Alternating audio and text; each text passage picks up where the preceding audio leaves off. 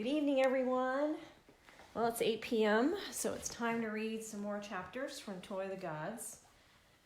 And let's see. So we're on to the next chapter, day 2. Leslie navigated the walkways toward the main building, glad that the morning had brought a fresh, rain-free opening for today's trip into the Amazon. She had already enjoyed a relaxing massage and a tasty breakfast with a ton of coffee. She could feel it was going to be a great day. Entering the lobby, she blinked at a flash of light in her eyes. She stepped back as a woman reporter jumped in front of her photographer and sputtered, "Leslie Kicklighter, I'm so glad to see you. You're the first we've seen this morning. You've been out of the spotlight since your friend died in that cave accident. Are you ready for what lies ahead?" The reporter pointed her phone at Leslie. Leslie assumed a recording app was running. She opened her mouth but wasn't quite sure what to say. Jessup appeared at her side. "Members of the press, you'll have time to interview all of our passengers later, just before the launch." The woman looked disappointed but nodded to another, and they walked to the other side of the lobby, whispering together.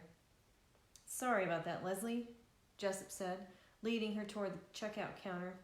She shook her head. "I should have expected them. You had mentioned in your emails there would be press here. I just didn't think about what I might say to them." "Well, be ready at the boathouse. They'll be arriving in droves. We seem to have gotten a lot of attention." "Okay, any statement we should be using?" Jessup shook his head. "Nope. Feel free to talk about why you're here, however much you know about the ship's tech, and when they ask you about Iceland, feel free to tell them to take a leap." Leslie smiled and nodded. He waved and rushed away, disappearing through the double doors behind giant vases filled with colorful foliage, probably cut from right outside. She took a deep breath to enjoy the scent of flowers. As she checked out, the clerk spoke in his heavy Spanish accent. "I'll call the driver." Oh, I can't do an accent. "I'll call the driver for you." Leslie shook her head. She needed to feel some open air. "Oh no, that's okay. I'm leaving early in the morning so that I can walk to town." The clerk laughed, then stopped when he saw the seriousness in her expression. "Señorita, the walk is several miles over dirt roads. Certainly you don't want to walk all that way." His hand was on the phone, but his eyes were glancing at a couple in the lobby, arguing. Leslie could feel her eyebrows knitting together. "Excuse me," she said, to get his attention. He whipped his gaze back to her.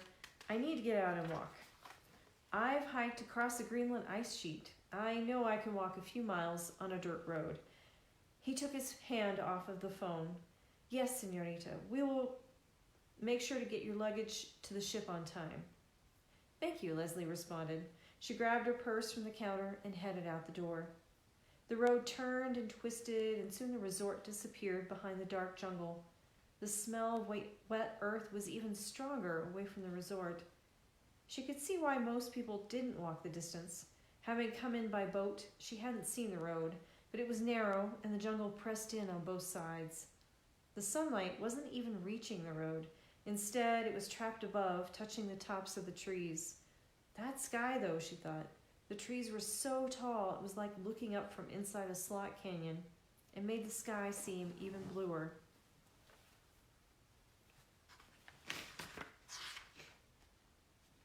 She moved at a steady pace, her shoes creaking on the rough dirt. She carefully stepped over a line of leaf ants, busily taking their booty across the road. The occurrences of last night began floating through her mind, and although it had been crazy, she couldn't stop herself from smiling.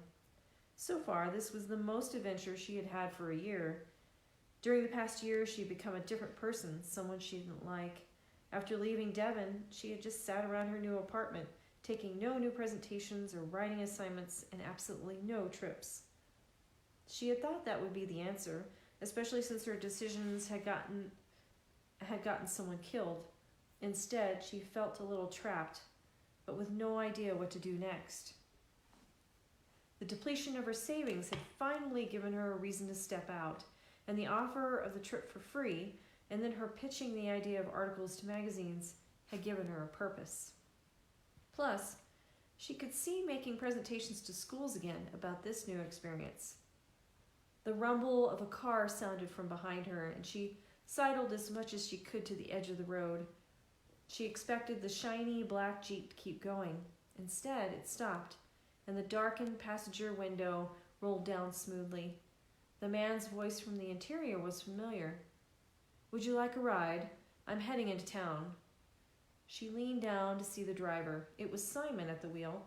Although she was enjoying the walk, it would be good to spend more time with him before she departed. The cool air wafted on her face, and she was happy she was wearing pants when she slid in on the leather seats. "Thank you." "I am happy to help. Where are you going?" Simon asked.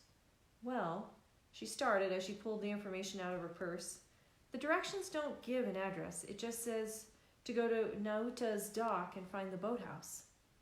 He nodded, but kept his eyes on the road. "Easy enough. There's only one dock in Nauta."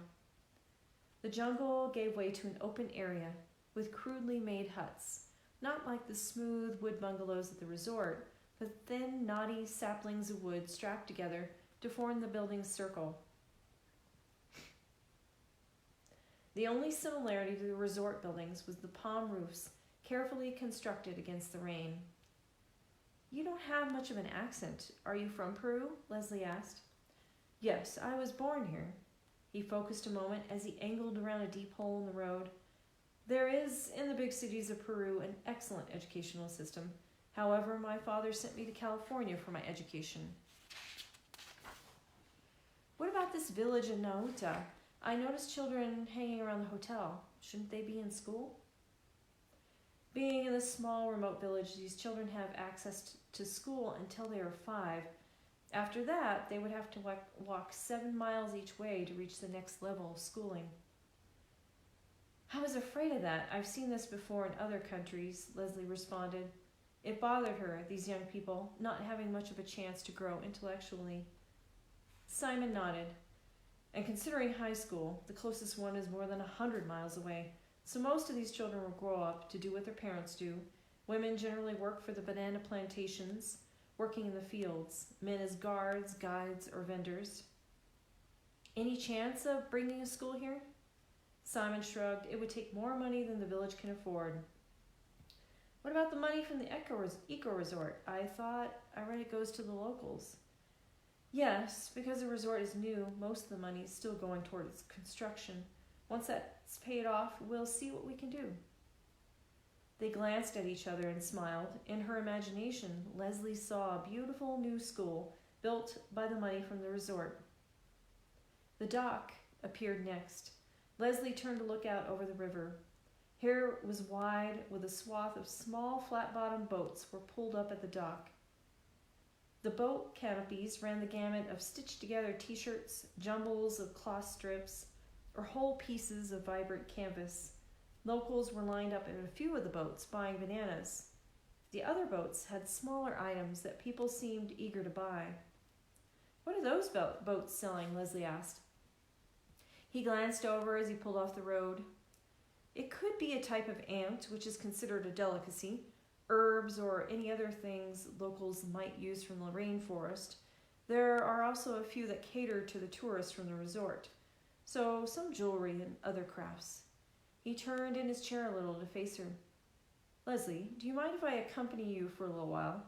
I'm in no hurry to get anywhere this morning." "Sure, that would be great." As Leslie stepped out, Simon called, "Leslie, it looks like you dropped something." He reached down and picked up her compact from the floor. "Oh, thanks." Leslie dropped it into her bag. A group of young girls ran by. Their faces, hair, and brightly washed t-shirts and shorts looked very tidy in contrast to their bare and dirty feet. She wondered if any of them had been at the resort yesterday and quietly wished them good luck. She and Simon strolled together to the boats, and Leslie looked over a selection of beaded earrings. She picked out a pair she knew was made from a local seed, black and red. She looked to the vendor to ask for the price, but the man was looking behind her with a stare. She turned, but all she saw was Simon, smiling back at her. When she turned back around, the vendor was smiling as well. Had he been fearful of Simon, or perhaps the man was just a little off? She focused on negotiating and was thrilled to use some of her Spanish and paid him a nuevo sol. When she was done, Simon pointed to the start of a trail with a sign that said boathouse. A narrow boardwalk wound its way through part of the jungle and over the river's lapping water. Leslie and Simon soon left the sound of vendors behind them.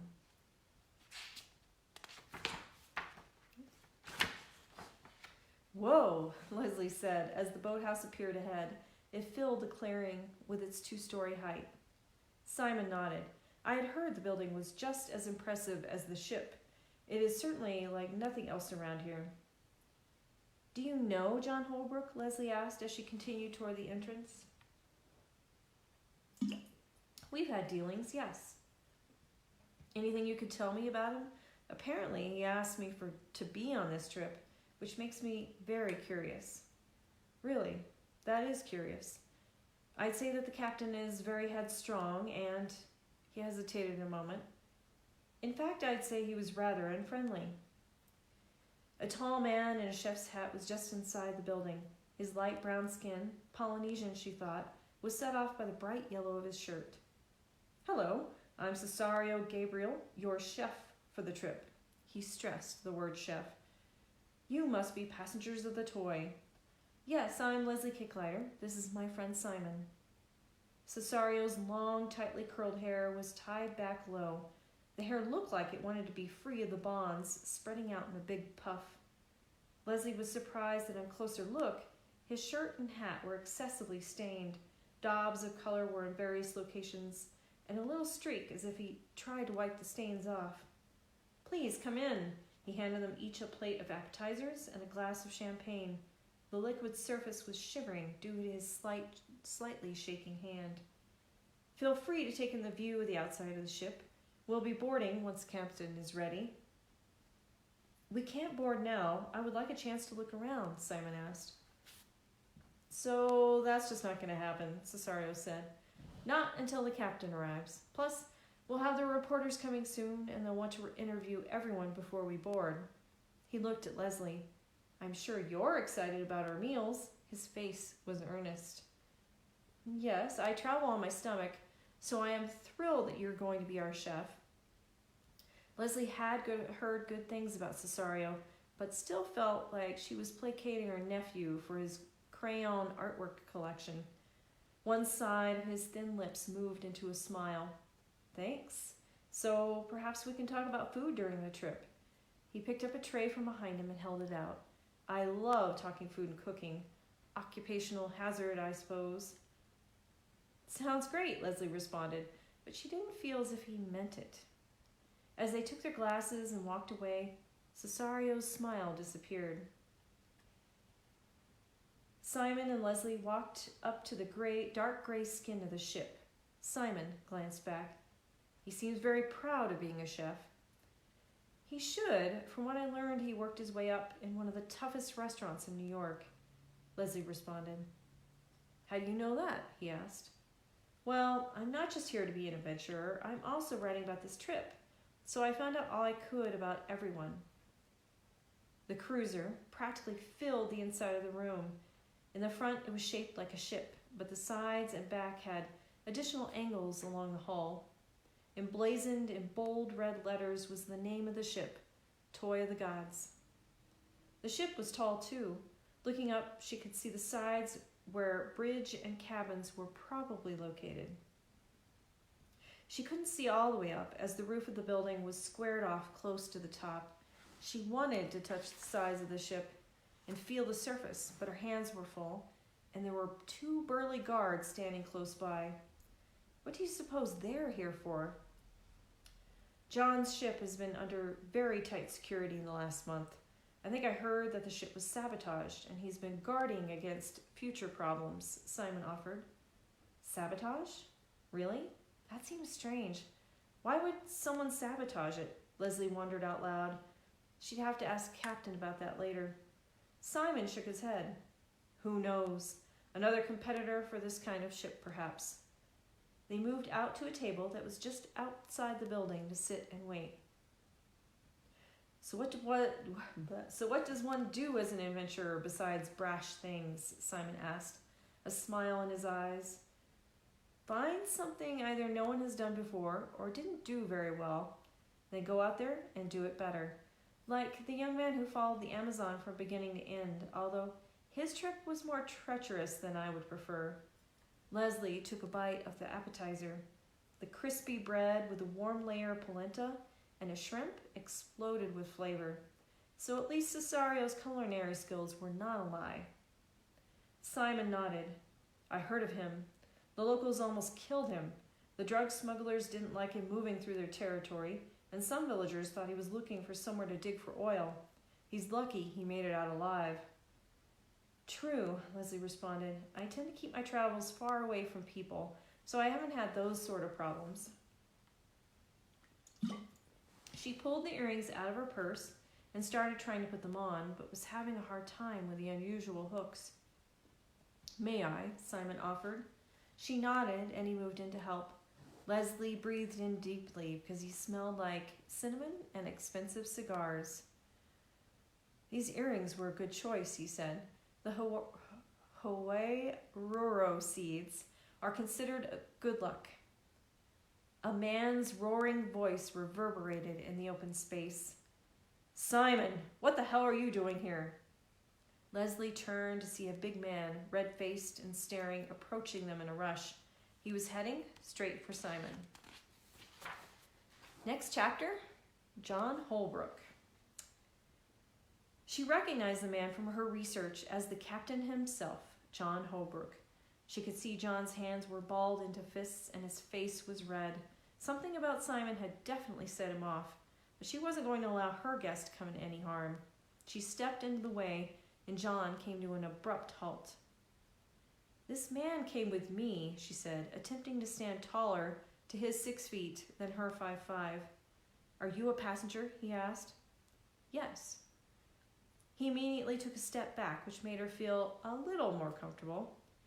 He spoke a bit more gently. Well, Simon needs to leave. He shifted his gaze to meet Simon's eyes. Now. Simon put his hand on her arm. Thank you, Leslie, but I should leave. Leslie? Leslie Kicklighter? John asked. I hadn't expected you to appear so petite. Comments about her size always made Leslie bristle. I am not petite. And say ridiculous things. Simon continued. We'll have to finish our conversation some other time, Leslie. I look forward to it. He bent and kissed her hand. John snorted derisively, but stopped when she eyed him. Simon smiled as he turned to go. Excuse me, he said to her, then dashed into the boathouse on his way out. John made a small bow toward her direction. It's an honor to meet you, Leslie. I'm afraid I have to follow up on some things before we shove off, but I promise to explain more when we have the chance. He turned and disappeared back into the boathouse. She could hear him calling the chef in his loud voice. Cesario! Leslie inched toward the door, knowing she was being nosy, but also very curious as to what had John in such a hurry. She could hear him whispering something to Cesario, too soft for her to hear. Okay, but there might be a problem, Cesario answered, not quite so softly. Don't tell me there's something wrong with the galley, John asked. No, Cesario said. So the police need to talk to you. What? John asked. What? Leslie thought. They were here earlier looking for you. They didn't say why. John answered tersely. Fine, I'll take care of it. Don't tell anyone else.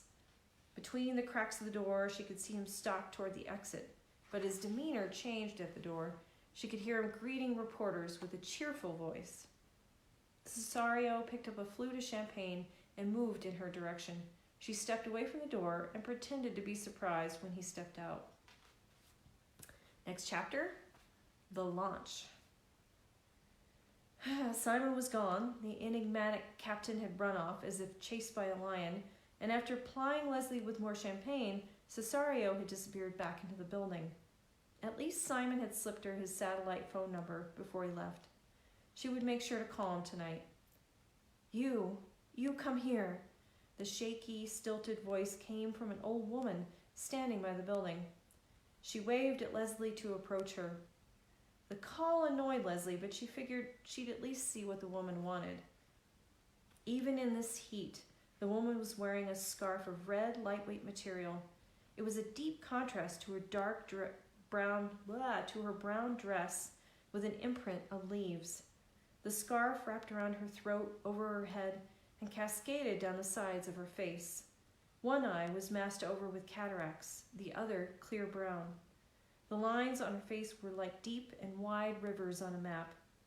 The scarf, Leslie thought, was probably the only fancy thing the woman owned. As Leslie approached, her nose wrinkled at the odor of a heavy musk coming from the woman. "Yes?" Leslie asked. Fancy Scarf's teeth were bright when she spoke, and although it was shaky, her voice sounded younger, softer, and more authoritative than Leslie would have expected from such a frail body. "Take this. It will help with luck." Fancy Scarf reached into the pocket of her dress and pulled out a small, round statue. "Oh no, I'm sorry. I don't have any money to pay for it," Leslie responded, hoping to fend off any more offers for items she didn't want. The woman shook her head, grasped Leslie's free hand, and then placed the statue on her palm. "No payment," Fancy Scarf said. She jumped, making Leslie jump a little as well. "I almost forgot." She produced a small brown package. "You'll need this as well." She placed the package on top of the statue. "Well, thank you," Leslie said, not quite sure what need there might be for a package of tea. The scarf was slipping from the woman's head, and Leslie spied a headdress. Her eyes were riveted to the monstrosity. The headdress was lined with dead cockroaches, their bodies seemingly glued to the piece. Leslie found her heart pounding at being so close to it. "They are just dried up old bugs, right?" She tried to pull her hand away, but the woman's grip was firm. Leslie held her breath. She didn't want to find out what dead cockroaches smelled like. Fancy Scarf was looking at the ground and closed her cataract-infected eye as she mumbled, "There is no guarantee, but without these you would die." She was getting louder and almost at a yell. "No guarantee." She finally relinquished Leslie's hand, and Leslie gratefully backed away and took a deep breath of fresh air. As Leslie watched, the figure of the old woman diminished into the jungle, and she wondered, was this woman a shaman? She had seen others of that trade wearing exotic things, like the man from a tribe in South Africa who liked to wear cowboy hats. He believed they would protect him from danger, but at least they weren't decorated with bugs, just teeth from a lion he had killed when it had attacked his village. Leslie took a step back and looked back at the building. She could hear voices and new arrivals, and she looked back to see that Fancy Scarf woman had been swallowed by the jungle. "No guarantee," the woman had said. Leslie glanced at the items and wondered what the old woman had meant. She considered throwing away the statue and bag, but she couldn't just leave them lying in the open. It was against her beliefs, since she was a firm believer of leave no trace ethics. Pushing aside the feeling of creepiness, Leslie tucked the items away in her bag, put a smile on her face, and headed for the new arrival. She was glad to see it was Jessup at the entrance. "Who was the old-timer?" asked Jessup, glancing where the old woman had been standing. "No idea," Leslie shook her head. "She gave me some things for luck." "That was mighty nice of her. Gotta love the Peruvians. Very friendly." Leslie flashed back to the hard hold and the crazy look in the old woman's eye. "If you say so. How about coming inside with me and I'll introduce you to our group? We all arrived together." He eyed her for a moment. "Except for you. Always have to be different?" She shrugged and winked. She liked being different. "Keeps people like you on your toes," she said, and followed Jessup into the building. A small group was gathered in a corner, imbibing champagne and laughing. "Where's the press?" Leslie asked. "They'll be here shortly. I put them on a couple of late shuttles so we'd have a few minutes. Before we head over, let me tell you a little bit about each of our guests. The tall Navajo woman, that's AJ Bluehorse. She's made money by being one of the top computer programmers. The ginger, that's Frederick. He's another rider. Don't call him Fred. He's an anal little pipsqueak, but John wanted him here. Did he say why? No, just like you, he just said to make sure he was here. Great, she thought. I'm lumped in with the pipsqueak. Then there is Samantha, of course. There is no mistaking her. Samantha daintily held her champagne glass. Her blue sundress was topped with a matching blue hat with fluffy white trim. Wow, a bit over the top of the outfit, wouldn't you say? Jessup laughed. She does that. Now you've probably already met the cook Cesario. Yes, he greeted me when I arrived. Jessup continued. He's been a friend of mine and John's for about 10 years. We all met at a bar, cheering for the Peruvian rugby team. Leslie looked at Jessup to see if he was joking. Seriously, he nodded. We love our rugby. Sounds like an interesting bunch. The women are slightly outnumbered. It will be more than slightly once we have our full contingent. We have one more passenger joining us here, Victor. He looked back at the entrance. He should be here soon. Then besides our captain, there are our guides who have spent years exploring the Amazon. Son and his brother Miguel. Plus, as I understand it, we're picking up one more male passenger at the next stop. That's another resort, correct? Leslie asked. Exactly, the last resort. He laughed and lightly elbowed Leslie, then said sheepishly, well, at least the last resort will come across on our trip. It's one of those eco-resorts like the one we're staying at. It's just farther from civilization. We'll be there for dinner tonight. After that, it's the unexplored Amazon. John came dashing in. Hello, everyone. Glad to see you're all here. His gaze swept the room. He spoke quietly with the guards, and they headed to the front of the building. John continued. We're going to let in the press and give them a tour of the ship. Please answer the questions if they have any. Then we'll shove off soon. He picked up a glass of water, gulped it down, pulled out a handkerchief, and wiped the sweat from his forehead. We need to get this trip on the road, so to speak. He was smiling, but it looked forced. The press piled in the front door, excitedly chattering with each other. Leslie counted 5 reporters with her photographer or videographer counterparts. She also recognized a writer from Entrepreneur magazine making a beeline to John. The woman reporter from earlier approached Leslie. Leslie, I'm sorry I didn't introduce myself earlier. I'm Flo Rogers from the International Press Institute. I've followed your career ever since you were on that excursion through Alaska. Wow, really? That was my first taste of adventure. That feels like a long time ago. Not that long ago, 8 years. You were the youngest woman ever to go on that route. And Ben Avenida, who was notorious for never taking women on his excursions, took you with him. I'd love to talk about that sometime. But more importantly, let me be direct.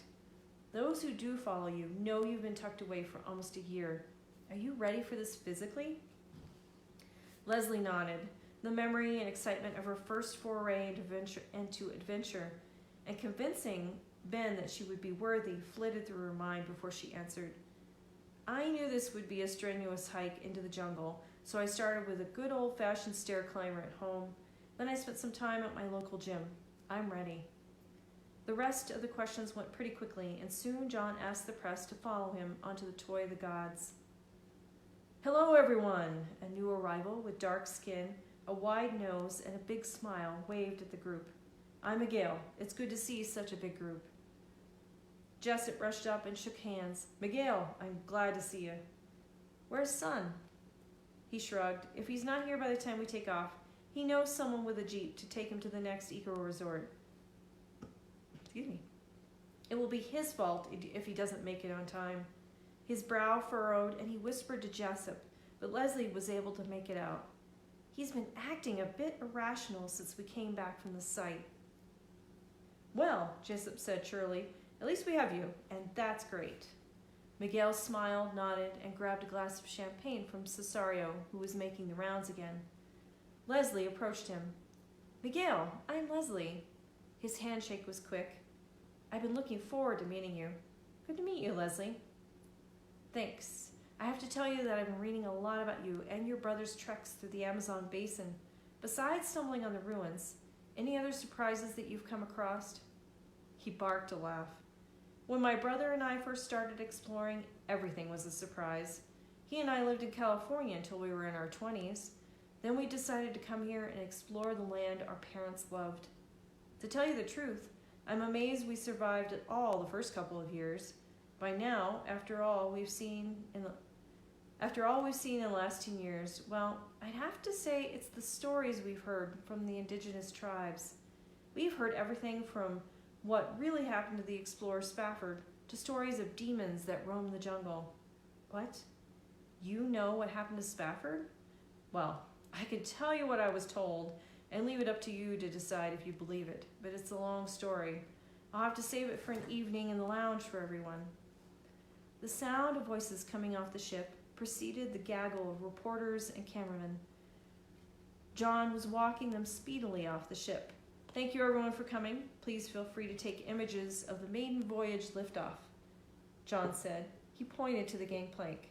Time to board, everyone. The cameramen and video cameras swung their lenses at the passengers. Jessup shook his head. Neither Victor nor Sun are here yet. Victor is joining us at the next stop. Meanwhile, you should all get on board. Hopefully Sun should be here before we leave, John said. Still a smile pasted on his face. Jessup started. John, that's not right. I spoke to Jessup, I heard from him myself. Let's just get on board and I'll give you the details later. Jessup nodded. All right. Well, everyone, you heard our captain. Follow me on board and we'll take a quick tour. The group followed Jessup up the gangplank into the belly of the ship. Leslie tried not to roll her eyes, watching Samantha wobble up the open gangplank in her high heels, but it was kind of hard not to. She couldn't believe anyone would wear those crazy shoes in real life, and certainly not on a voyage on the Amazon. She had learned on her many travels to travel comfortably and be ready for anything. Meanwhile, the cameras were flashing as they boarded. Someone called, Sam, over here. Samantha paused and turned and showed her good side, but she wobbled a bit. The ginger, Frederick, brushed past everyone and offered his arm to the tottering celebrity. He was a bit shorter than her, but only because her heels were so tall. She had to reach down to grab his arm. Oh, yes, thank you so much. Samantha's voice was soft. Leslie. Leslie responded and turned to look, and the flashes from the cameras went crazy. Samantha came up from behind her and put her arm around Leslie's waist. She whispered in her ear, The press loves us. As they started into the ship again, Leslie hesitated. She let the rest of the group pass while she looked up at the hulk of the cruiser. Did she want to be stuck in this contraption with Samantha and the pipsqueak? The vision of her dwindling bank account told her this would be worth it. Besides, what would the press say about her if she suddenly dashed off the ship? The captain was right behind her now. His voice came out much softer than his pleas for everyone to get on board. Are you okay? Listen, about earlier, I'm sorry about all that. Simon and I don't get along. She turned to face him. How come?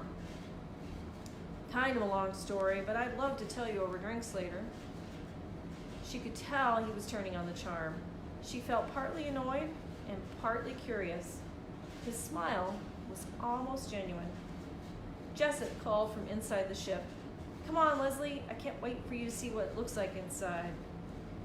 She was curious about this beast of a ship, and the ruins in their future beckoned to her sense of adventure. She climbed up the gangplank and into the dark recesses of the ship. As soon as they were inside, the captain waved the press off, lifted and folded the gangplank into a recess inside the ship, and closed the door. It closed with the clunk of an airlock, solid and final. Leslie's eyes adjusted to the dark interior. The wood-paneled and carpeted floor hallways stretched out on either side. John walked past everyone and disappeared through a door marked Authorized Personnel Only. Wow, it looks so nice inside, Samantha said. I was worried it'd be as ugly as it was outside. Jessup nodded. Our cabins are on this deck. I'll show everyone to your cabins after we've taken off. First, let me show you around the place. Here in the center of the ship is the entrance. He pointed at where the captain had disappeared. That runs up 2 decks to the galley and the bridge of the ship. That area is off limits to all passengers. Captain's orders. Are we going to see how the ship works? Frederick's voice was deeper than Leslie had expected. I understand the propulsion and the hovering mechanisms are what makes this ship so innovative. Frederick's hand was resting on the handle to the authorized personnel only door. John plans to share that information, just not right now, Jessup replied. Everyone is free to use the stairs. They lead up one deck to the lounge and the observation deck. The group followed him up the stairs. The lounge sported a curved wood bar along the back wall that had been worked to a shine. Expansive windows currently offered a view of only the inside of the boathouse, and plush chairs circled around a few round wood tables. You might want to watch our launch from here, or from the observation deck. Jessup pointed at a doorway that led outside, and then walked around the bar, grabbed a glass and a bottle of dark amber liquid, and poured himself a drink. We'll be taking off soon. Taking off? Isn't it shove off or something? Asked Samantha, who sat down at one of the tables and set a chunky gold purse down. Normally, but this isn't exactly a normal ship, but you'll see that soon. I promise you'll be impressed my name isn't Jessup, he answered and threw back his drink. Cesario, who had been following the group, announced, Lunch will be light, and it will be served in here after we are underway. You'll be having a large dinner at the Inca Resort. Leslie followed AJ up the short stairs to the observation deck. The door behind them cut off the conversation from the lounge. She moved to the edge of the deck next to AJ, who was quietly surveying the inside of the boathouse's giant double doors. From here, Leslie could see the top of the toy. A cylindrical tube ran the length of the ship, attached by several steel cables. It reminded her of a huge floating cigar. There was a loud thunk and then a sharp motorized sound. The doors of the boathouse slid open, revealing the dark, muddy waters of the Amazon and the jungle beyond. She felt her skin instantly bead with sweat.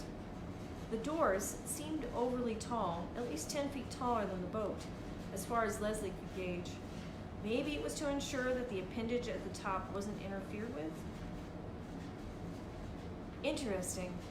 I've never seen a ship like this before. AJ's words were meticulous and soft.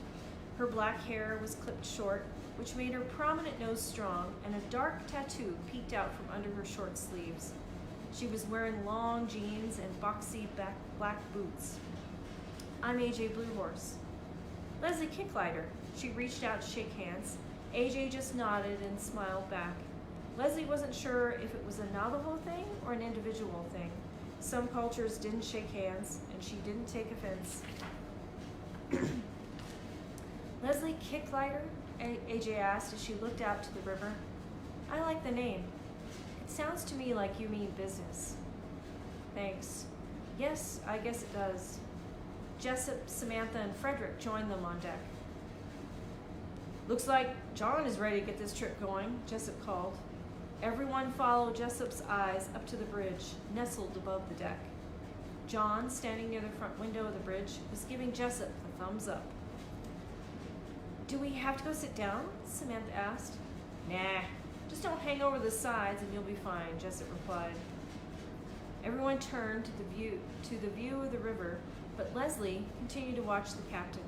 He was studiously working the mechanics of the ship.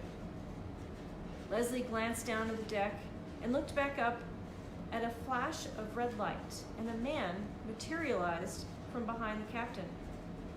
Leslie moved around a little, trying to figure out if the glare from the windows might have been hiding him, and made it look like he pulled off a magic trick. She was sure no one had been standing there a second ago. The man was dark-skinned, with a wide, flat nose, just like Miguel.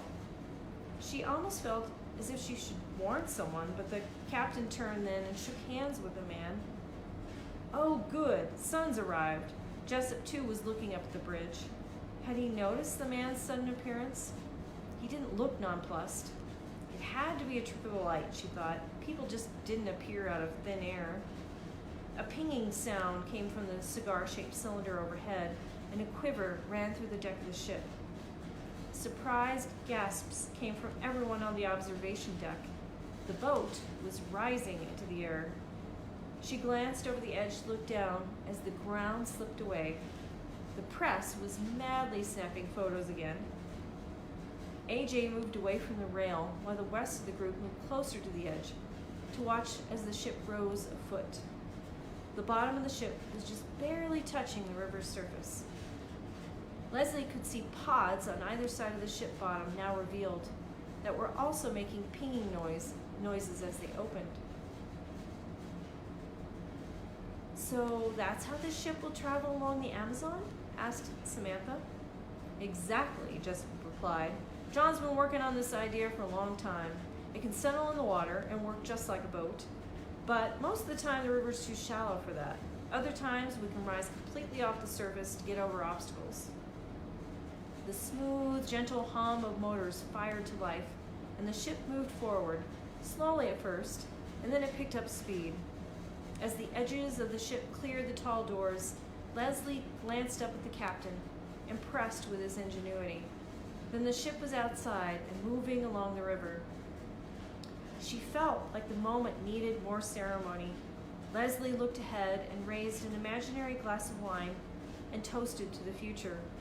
Towards destiny, she thought. All right, that's it for tonight. Tomorrow we start off talking about they're moving into more to the Amazon, and some interesting things will happen, I hope. But thank you all for joining me, and I hope you're enjoying this. And so tomorrow night will be night 3. So y'all have a good evening and take care.